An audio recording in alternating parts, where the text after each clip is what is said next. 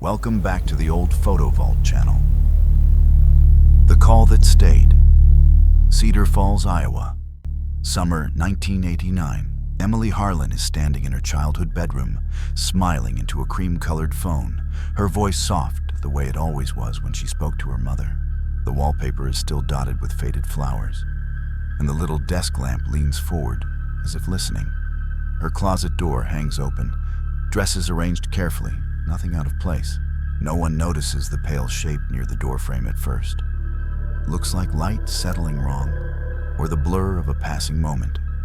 Later, her father remembers the house once belonged to a woman named Ruth Calder, who died there in 1932, waiting beside that same closet for a call that never came. Emily's conversation ended without farewell. On the tape, there is a pause, a second breath, and the faint sound of someone answering from inside the room. The woman behind the glass. Rockford, Illinois. October 1976.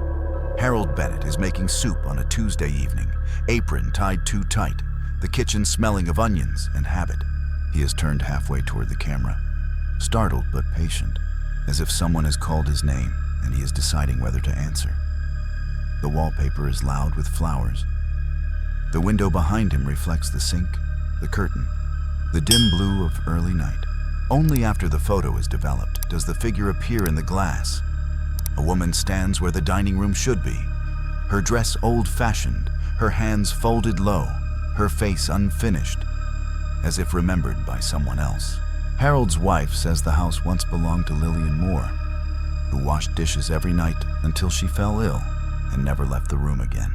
Harold swore no one was behind him, yet the soup boiled over, just then, unattended, while someone waited quietly for him to turn around. The Girl Who Stayed in the Pines. Millbrook, New York. August 1984. Sarah Whitman is standing in the yard behind her parents' house, arms folded loosely, waiting while her father adjusts the camera. The grass is dry, the afternoon quiet. The pine trees still. She has just come back from the creek, her shoes damp, her mind already elsewhere. It feels like an ordinary picture meant for a drawer. No one notices the face in the bushes at first. It rests between the pine needles, pale and careful, watching from a place where no one stands. Years later, Sarah's mother recalls an older story about Clara Finch, a local girl who wandered into the woods in 1911 and never returned. Her body found days later tangled in those same trees. When the photo is enlarged, the face looks young, almost hopeful. Sarah says she remembers that moment clearly because she suddenly felt watched and crossed her arms tighter, as if someone had finally found her. The face behind. Marlene, Blackpool, England. November 2017. The photo was taken at a birthday party, loud with balloons and cheap music, everyone leaning in too close for the frame. Marlene Carter is smiling the way she always did after 2 drinks, chin tilted, glasses slipping, her hand resting lightly on her son's shoulder. It is a good night, meant to be forgotten by morning.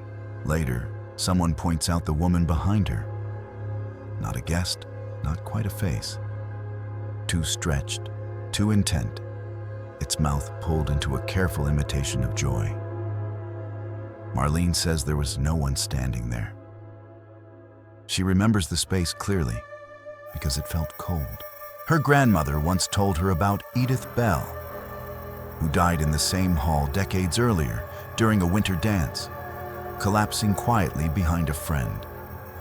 When the photo is brightened, the face seems closer to Marlene's ear, as if practicing her smile, waiting for the right moment to wear it. The Taste She Never Finished. Dayton, Ohio, Thanksgiving Eve, 1978. Linda Harper is leaning across the kitchen counter, lips parted for a spoonful of filling, while her sister Joan laughs and insists it needs more sugar. The oven hums steadily, pies cooling, the room warm with food and familiarity. A white telephone hangs unused on the wall, its cord curled like it has been waiting all day. It is a picture meant to prove happiness, Proof that nothing was wrong yet. Only later does the figure appear in the glass of the cabinet door. A woman stands behind them, pale and narrow, her apron hanging too straight, her hands folded as if she knows better than to interrupt. Joan remembers the house once belonged to Eleanor Price, who collapsed in this same kitchen while cooking for a holiday she never reached. Linda never tasted the pie again. When the photo is studied closely, the figure's mouth is slightly open, as if still waiting for someone to feed her. The passenger who never left. Savannah, Georgia. Spring 1986.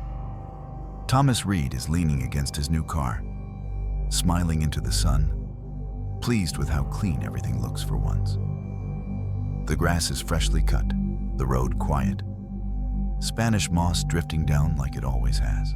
It is meant to be a simple picture, proof that he is finally going somewhere.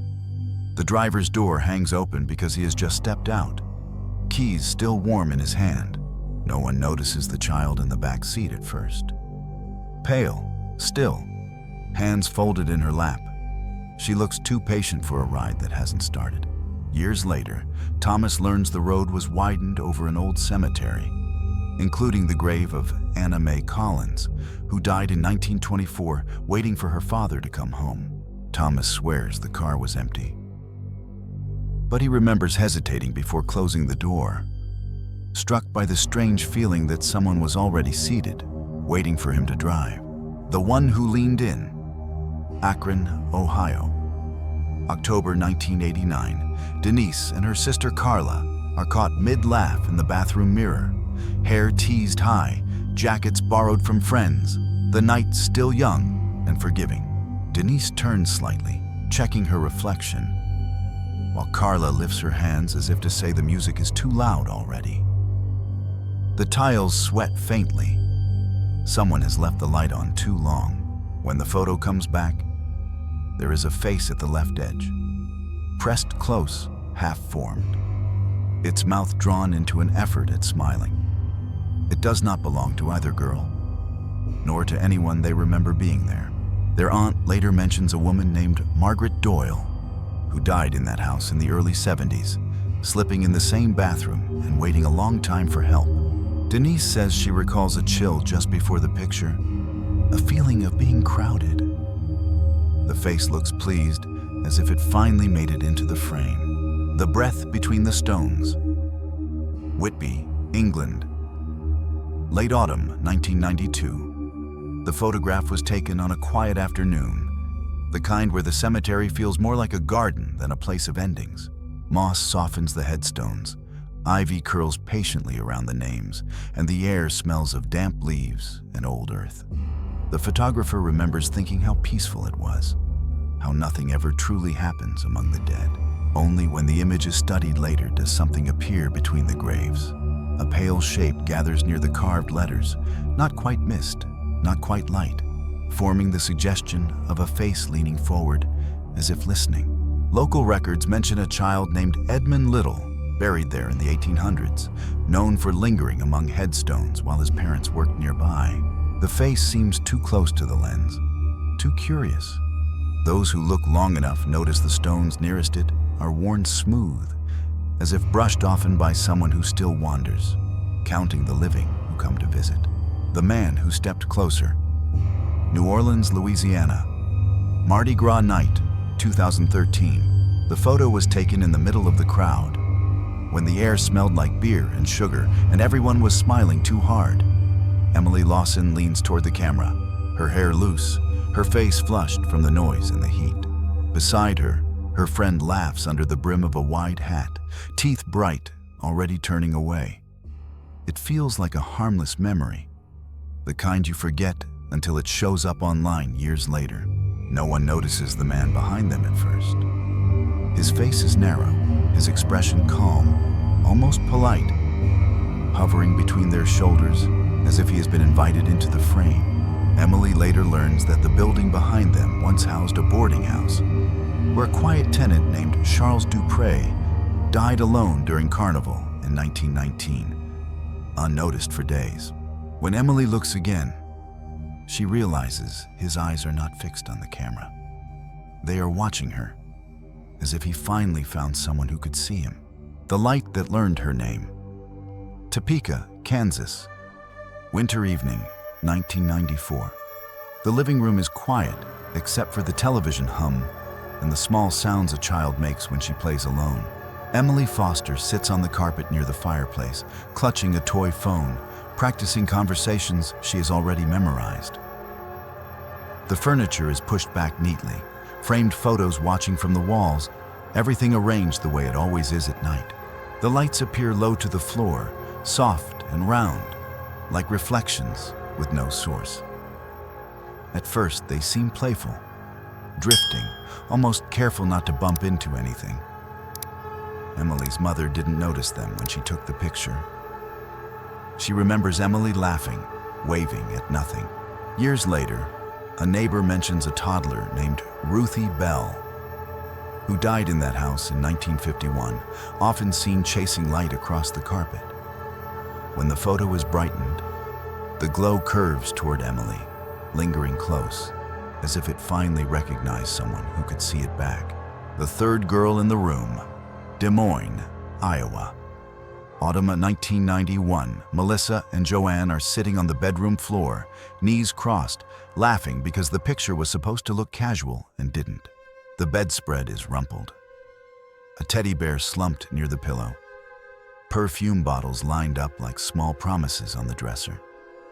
Joanne's arms are wrapped around Melissa from behind, tight and affectionate. The way sisters pose when they want proof they were happy. No one notices the faint figure near the drawers at first.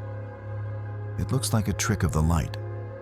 A thinner child standing too close to the wall, her outline unfinished. Their mother later remembers the house once belonged to the Harris family, whose youngest daughter, Ellen, died of fever in that room in 1948, never leaving her bed. When the photo is studied carefully, the girl by the dresser is smiling. She's standing exactly where someone else used to sleep, waiting patiently to be included. The reader who refused to be shelved. Cambridge, England. Late afternoon, 2006. Clara Morton stands with her back to the camera, tugging a book free from the shelf. The room warm with dust and old paper. The clock above the cabinet ticks unevenly. Framed portraits watch without interest. It is the sort of quiet afternoon she likes. Alone, except for the company of other people's sentences. Later, when the photo is printed, there is a second figure in the glass of the bookcase. A narrow woman stands where the chair should be, her shape broken by reflections, her face turned sideways as if reading along. Clara's landlord mentions, casually, that the flat once belonged to Edith Hale, a translator who died there in 1937. Surrounded by unfinished work and borrowed books, she never returned. Clara insists she felt nothing, yet she remembers pausing mid-page, certain someone behind her had just reached the end of a paragraph and was waiting for her to continue. The space between them. Hickory, North Carolina, summer, 1995. The family is seated on the front steps, close enough to touch. The house bright behind them, and the afternoon already leaning toward heat. Mark and Elaine Harris smile the practiced smiles of new homeowners, while their son Tommy sits between them, stiff with the effort of being still. The porch number is freshly painted. The yard looks trimmed for company. Nothing seems wrong until the photo is enlarged. Between the father's arm and the child's shoulder, there is a narrow gap that should not exist. A soft blur shaped like a small torso, pale and upright, as if someone else is seated there, careful not to press too hard. Elaine later remembers a neighbor mentioning the previous owner's first child, Samuel, who died of fever in 1941 and was buried before he ever learned to sit on those steps. Mark insists Tommy leaned closer just after the shutter clicked. The blur remains, patient, as if holding its place in the family. The light that learned the song. St. Louis, Missouri.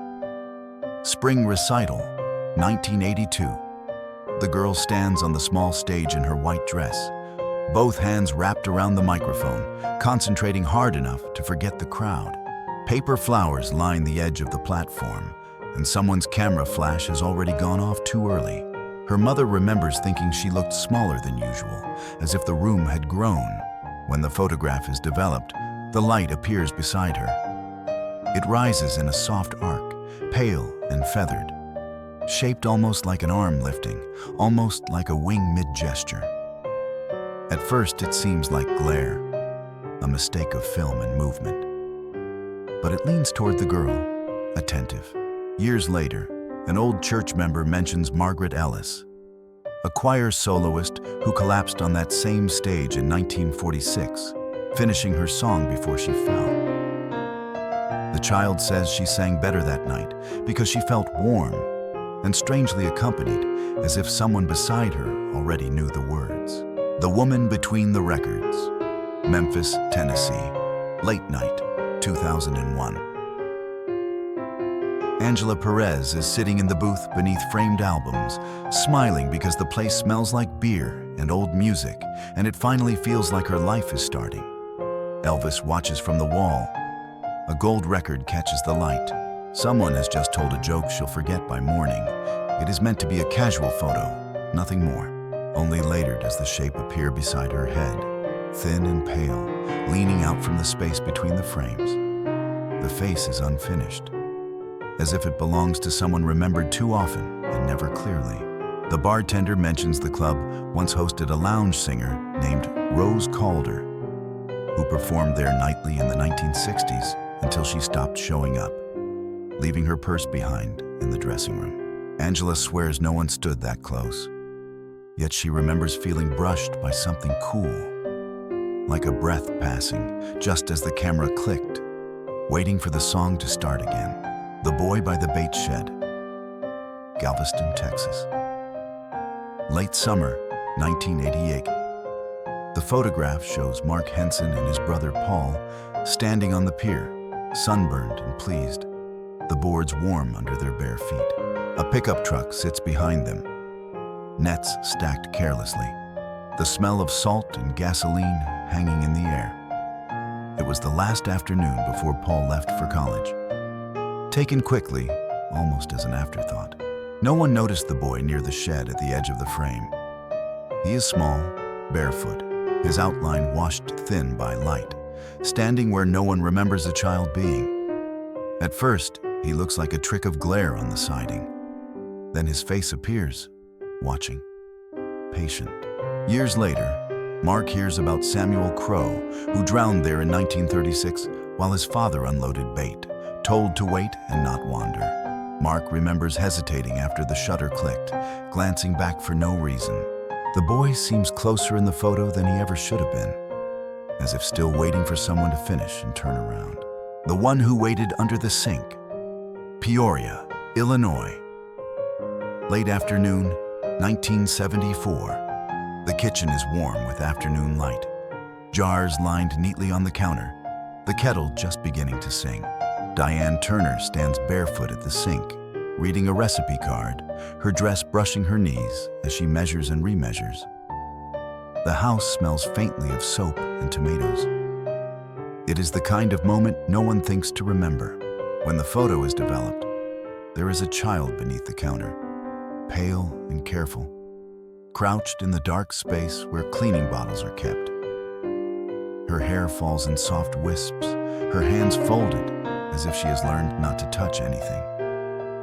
At first, Diane thinks it must be glare or a double exposure. Her mother later recalls the Turners once lost a little girl, Lucy, in that house in 1959, slipping quietly while playing hide and seek. Diane swears she felt a tug at her calf that day, gentle and patient, as if someone below was waiting for her to notice. The Smile Under the Chair, Łódź, Poland, Autumn 1993. Kasia Lewandowska is standing in her bedroom, one hand lifted to her hair, amused by how grown-up she looks in the mirror. Posters are taped crookedly on the wall, the couch pushed back to make space, the afternoon light flat and forgiving. Her mother snaps the photo quickly, telling her not to move, that it's only for family. Nothing seems wrong until the picture is developed. Beneath the edge of the chair, half hidden by shadow, a face appears where no one sat. It is small, pale, and smiling too widely, as if pleased to be noticed at last. Kasia's grandmother later mentions a tenant named Zofia Marek, who lived in the flat after the war and was found dead beneath that same couch, having hidden there during an air raid and never learned to leave. Kasia remembers feeling watched that day, especially near the floor. The face looks up, patient and familiar, as if it has always known her name. The figure on the landing, Asheville, North Carolina. Winter night, 2011. The hotel lobby was empty when the photo was taken. Warm lamps glowing against dark wood, the staircase rising neatly into shadow. The rug lay centered and careful, as if the building still expected company. The photographer remembers admiring the symmetry, the quiet, the way the place felt politely asleep. Only later does the shape appear on the stairs. Halfway up, near the turn of the banister, a figure stands where no guest should be, darker than the shadows around it, too upright to be a trick of light. At first, it seems like a coat left behind. Then it resolves into shoulders, a head, the suggestion of hands folded patiently. The desk clerk later mentions a woman named Eleanor Brooks, who fell on those steps in 1928 and never reached the rooms above. Those who stay the night say the staircase creaks even when no one climbs it, as if someone still pauses there, waiting to be noticed before continuing on. The seat that was never empty. San Antonio, Texas. Easter evening, 1987. The family is gathered tightly around the table, shoulders touching, plates pushed close to make room for the bottles and the camera. Rosa Alvarez sits straight-backed, her hands folded, while her daughter Elena leans forward, smiling with the tired patience of long dinners. Someone has just finished saying grace. The air still smells like warm bread and wine. At first, the photograph looks ordinary, the kind kept in an envelope for years.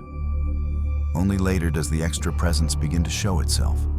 Pressed into the space behind them, a face too faint to belong to the living, watching from just above the chair backs.